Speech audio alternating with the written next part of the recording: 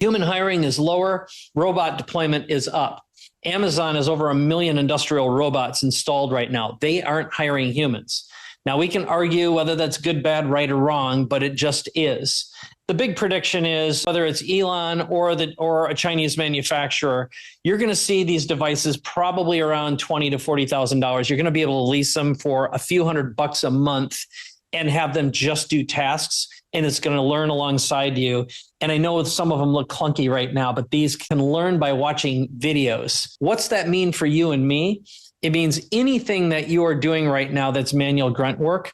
One of the things that we do is we're always making videos and capturing institutional knowledge, okay? That's your wisdom. Capture it, whether it's with a Plaud device or with Otter. Every single one of our projects goes inside NotebookLM, and now you can query that. You can make videos. You can use it as training data to the point of terabytes of it. So whoever's ever captures the most stuff in your organization right now, AI will learn how to do that stuff for you.